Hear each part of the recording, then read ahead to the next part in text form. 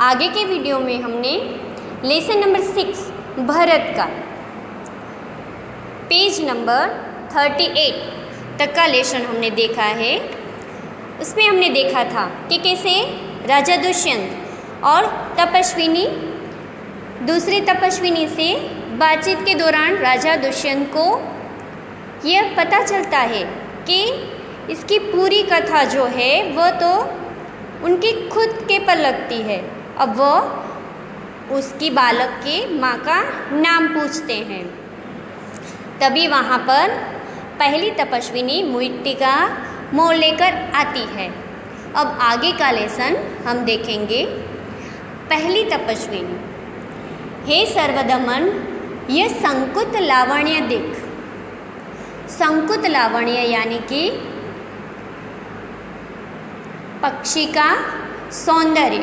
वह मिट्टी का मोर लेकर आती है और वह बालक को मनाने के लिए कहती है कि ये देख, ये पक्षी का सौंदर्य देख। तब बालक बड़े चाव से देखकर, कहाँ है शकुंतला मेरी माता? दूसरी तपस्विनी हंसती हुई कहती है, यहाँ तेरी माता नहीं है, तो इस नाम से धोखा खा गए सर्वदमन। मैंने तो कहा था मिट्टी के मोर को देख। अब तपस्वी ने उससे कहा कि संकुत लावण्य देख, तो वह अपनी माता समझा और पूछने लगा कि मेरी माता कहाँ है? तब तपस्विनी कहती है कि तुम समझने में धोखा खा गए, यह तो मिट्टी का मोर है। दुष्यंत राजा स्वयं से बात करते हैं कि इसकी माँ मेरी ही प्यारी शकुंतला है या इस नाम की कोई दूसरी स्त्री है। अब तपस्विनी और बालक की बातचीत के दौरान उसकी माता का नाम दुष्यंत के सामने आ गया।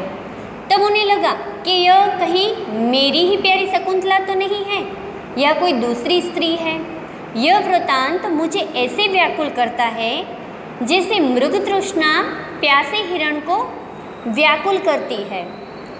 मृग तृष्णा यानी कि तेज धूप में चमकती रेत को पानी समझना।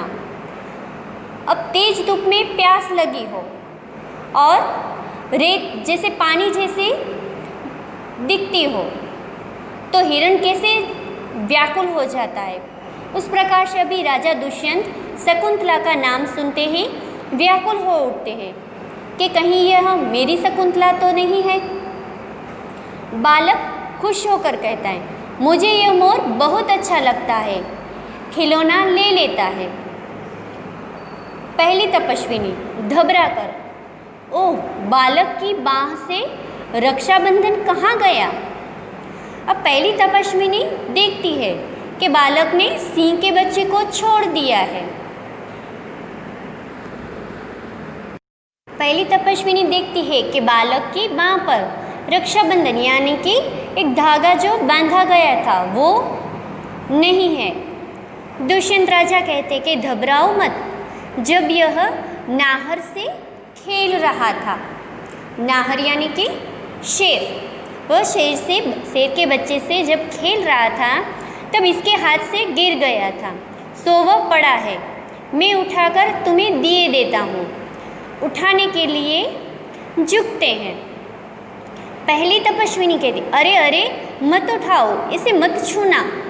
तब दूसरी तपस्विनी, ओह, इसने तो उठा ही लिया। दोनों तपस्विनियाँ एक दूसरे को आश्चर्य से देखती हैं। दुष्यंत राजा कहते, यह लो, परंतु यह कहो कि तुमने मुझे इसको उठाने से क्यों रोका? तब दूसरी तपस्विनी कहती है कि इस रक्षाबंधन का नाम अपराजित है। जिस समय इस बालक का नामकरण हुआ था तब महात्मा मरीचि के पुत्र कश्यप ने यह धागा दिया था। इसका गुण है कि कभी यह धरती पर गिर पड़े तो इस बालक के माता पिता को छोड़कर इसे कोई दूसरा न उठा सके। दुष्यंत राजा, और जो कोई उठा ले तो क्या हो? पहली तपस्विनी कहती है, तो यह तुरंत सांप बनकर उसे डसता है। तब दुष्यंत राजा कहते कि तुमने कभी ऐसा होते देखा है? पहली तपस्विनी। अनेक बार। तब राजा दुष्यंत प्रसन्न होकर, तो अब मेरा मनोरथ पूरा हो गया। मनोरथ यानी कि जो मन की इच्छा थी वह पूरी हो गई और वह बालक को गोद में ले लेते हैं, क्योंकि वह धागा उन्होंने उठाया फिर भी वह सांप नहीं बना था। उस धागे का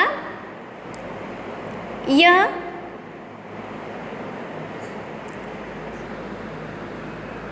गुण था कि वह धरती पर गिर पड़े तो उसके माता पिता के अलावा दूसरा कोई नहीं उठा सकता था। दुष्यंत राजा के उठाने पर भी वह सांप नहीं बना और उनसे डसा भी नहीं, यानी कि वह सोच रहे थे कि यह वही शकुंतला का पुत्र है। अब उन्हें यह निश्चित हो गया कि यही मेरा ही बेटा है और वह प्रसन्न हो गए कि आज तो मेरा मनोरथ पूरा हो गया, तो मैं क्यों ना आनंद मनाऊं। और वह बालक को अपने गोद में ले लेते हैं और पर्दा गिरता है और यहीं पे हमारी यह एकांकी पूर्ण होती है। तो बड़ा ही सुंदर यह नाटक हमने इस लेसन में देखा। आगे के वीडियो में हम वर्कबुक का स्वाध्याय कार्य देखेंगे।